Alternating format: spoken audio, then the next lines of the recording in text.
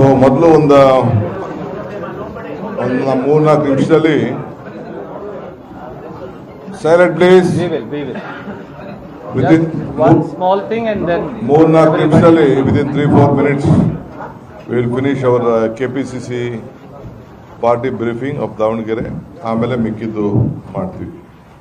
ಗೌರವಾನ್ವಿತ AICC ಪ್ರಧಾನ ಕಾರ್ಯದರ್ಶಿಗಳಂತ ಸುರ್ಜೇವಾಲಾ ಸಾಹೇಬ್ರೆ, ರಾಜ್ಯದ ಗೌರವಾನ್ವಿತ ಮುಖ್ಯಮಂತ್ರಿಗಳಂತ ಸಿದ್ದರಾಮಯ್ಯ ಸಾಹೇಬ್ರೆ, ನಮ್ಮ ಸಲೀಂ ಅಹಮದ್ ಅವರೇ ಮತ್ತು ರಿಜ್ವಾನ್ ಅಹಮದ್ ಅವರೇ ಶಾಸಕರು, ನಮ್ಮ ಅಭಿಷೇಕ್ ದತ್ತರವರೇ ಸೆಕ್ರೆಟರಿ ಅವರು, ನಮ್ಮ ಮುಖಂಡರಂತ ಸಾದಿಕ್ ಪೈಲ್ಮಾನ್ ರವರೇ, ಸೊ ಇನ್ನು ಅನೇಕ ಎಲ್ಲ ಕಾರ್ಯಕರ್ತರೆಲ್ಲ ಬಂದಿದ್ದಾರೆ. ತಮಗೆಲ್ಲ ಬಹಳ ದೊಡ್ಡ ಮಾಧ್ಯಮದಲ್ಲಿ ಬಹಳ ಆತಂಕವನ್ನ ತೋರಿಸ್ತಾ ಇದ್ರಿ. ನಮಗೆ ನಮ್ಮ ಮೇಲೆ ಒಂದು ದೊಡ್ಡ ನಂಬಿಕೆ, ನಮ್ಮ ಪಕ್ಷ, ನಮ್ಮ ಕಾರ್ಯಕರ್ತರು, ನಮ್ಮ ಸಿದ್ಧಾಂತ, ಇದ್ರ ಬೆಲ್ಲ ನಂಬಿಕೆ.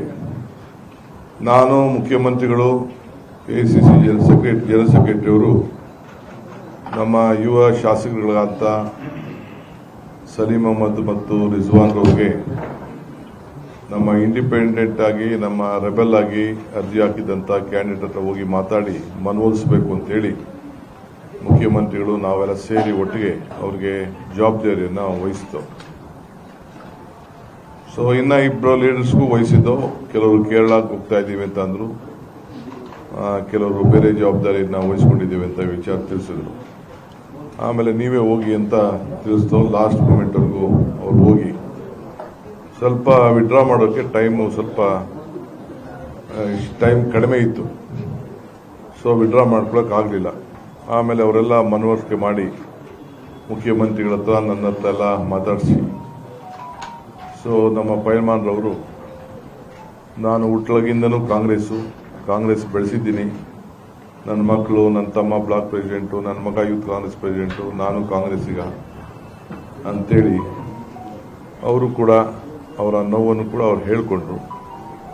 ಕೇಳೋದೇನು ತಪ್ಪೇನಿಲ್ಲ, ಅವರ ಹಕ್ಕು, ಅವರ ಜವಾಬ್ದಾರಿ. ನಾಯಕತ್ವವನ್ನು ಮೊದಲಿಂದ 40 ವರ್ಷದಿಂದ ಮಾಡಿದ್ದಾರೆ. ಅವ್ರಿಗೂ ನಮ್ಮ ಸಾವರ್ಣ ಶಿವಶಂಕರಪ್ಪಗೂ ಇರುವಂಥ ಒಂದು ದೊಡ್ಡ ಸಂಬಂಧ ಇದೆಯಲ್ಲ, ರಾಮ ಲಕ್ಷ್ಮಣ್ ಅಂತೆ ಅವರಿಬ್ಬರು ಕೂಡ ಒಟ್ಟಿಗೆ ಜೊತೆಗೆ ರಾಜಕೀಯವನ್ನು ಮಾಡ್ಕೊಂಡು ಬಂದವರು. ನೀವೆಲ್ಲ ಬಹುಶಃ ಅನೇಕ ಟಿವಿಗಳಲ್ಲಿ ನೋಡಿರ್ಬೋದು. ಮಲ್ಲಿಕಾರ್ಜುನ್ ಮತ್ತು ಇವರಿಬ್ರು ಪೈಲ್ಮಾನ್ ಇಬ್ರು ಪ್ರೆಸ್ ಕಾನ್ಫರೆನ್ಸ್ ಅಲ್ಲಿ ಒಂದೊಂದು ಕಡೆ ಇದ್ದಾಗ ಕೂಡ ಅವ್ರು ಇವ್ರಿಗೆ ಎಷ್ಟು ಗೌರವ ಕೊಡ್ತಿದ್ರು, ಇವ್ರು ಅವ್ರಿಗೆ ಎಷ್ಟು ಗೌರವ ಕೊಡ್ತಿದ್ರು, ಆ ಬಾಂಧವ್ಯ ಬಹುಶಃ ಅರ್ಥ ಆಗ್ತದೆ.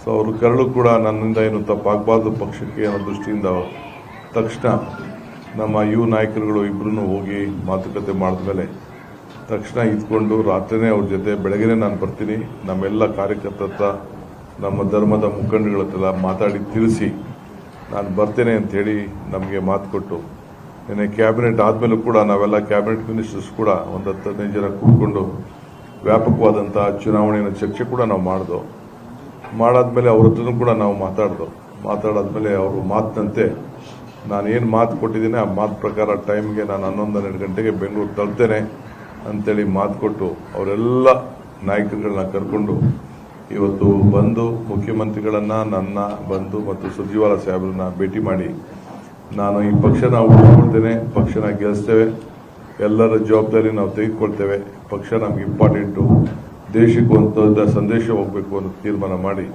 ಇವತ್ತು ನಮ್ಮ ಪಕ್ಷಕ್ಕೆ ನಾನು ದ್ರೋಹ ಮಾಡೋದಿಲ್ಲ, ನಾನೊಬ್ಬ ಕಾಂಗ್ರೆಸ್ಸಿಗನಾಗಿರ್ತೇನೆ ಅನ್ನೋದನ್ನ ಅವರು ನಮಗೆ ತಿಳಿಸಿ ಇವತ್ತು ನಿಮ್ಮ ಮುಂದೆ, ನಿಮ್ಮ ಕಣ್ಣುಗಳಿಗೆ, ನಿಮ್ಗೆ ಕ್ಯಾಮರಾಗೆ ಎಲ್ಲ ಕೂಡ ಇವತ್ತು ಸಾಕ್ಷಿಯಾಗಿದ್ದಾರೆ.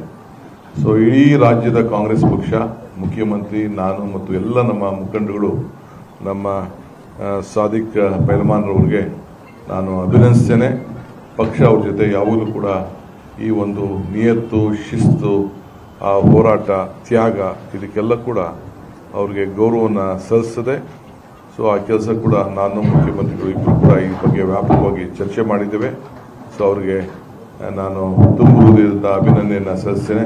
ಅವ್ರಿಗೇನು ನಾನೇನು ಹೊಸದಾಗಿ ಶಾಲಾ ಕೊಟ್ಟು ಕರ್ಕೊಳ್ಳೋ ಅವಶ್ಯಕತೆ ಇಲ್ಲ. ಅವರ ಎದೆಯಲ್ಲಿ, ಹೃದಯದಲ್ಲಿ,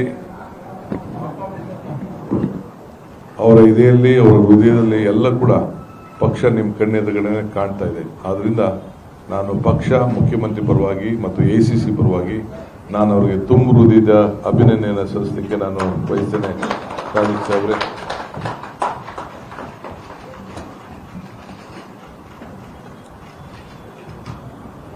ಸೊ ಇದ್ರ ಜೊತೆಗೆ ನಾನು ಮತ್ತು ಮುಖ್ಯಮಂತ್ರಿಗಳು ಬಹಳ ತುಂಬ ಹೃದಯದಿಂದ ಶ್ರಮಪಟ್ಟಂತ ನಮ್ಮ ಸ್ಥಳೀಯ ಕೆಲವು ಮುಖಂಡರುಗಳು ಕೂಡ ಹಗಲು ರಾತ್ರಿ ಅವರಿಗೆ ಮನವೊಲಿಸಲಿಕ್ಕೆ ಪ್ರಯತ್ನವನ್ನು ಮಾಡಿದ್ದಾರೆ.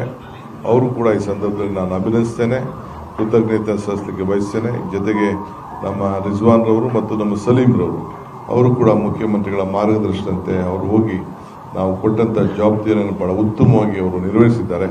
ಅವರು ಕೂಡ ನಾನು ಅಭಿನಂದಿಸುವಂತ ಕೆಲಸ ಪಕ್ಷ ಅವರು ಕೂಡ ಮಾಡ್ತದೆ ಅನ್ನೋ ಮಾತನ್ನ ಈ ಸಂದರ್ಭ ಹೇಳಲಿಕ್ಕೆ ಬಯಸ್ತೇನೆ. ಈ ಮುಂದಕ್ಕೆ ನಮ್ಮ ದೇಶದ ವಿಚಾರದಲ್ಲಿ ನಮ್ಮ ಸುರ್ಜಿವಾಲಾ ಸಾಹೇಬರು ನಿಮ್ಮನ್ನ ಉದ್ದೇಶಿಸಿ ಮಾತಾಡಬೇಕು ಅಂತೇಳಿ ನಾವು ಕೂಡ ಈ ದೇಶದಲ್ಲಿ ಆಗ್ತಾ ಇರೋಂಥ ಒಂದು ದೊಡ್ಡ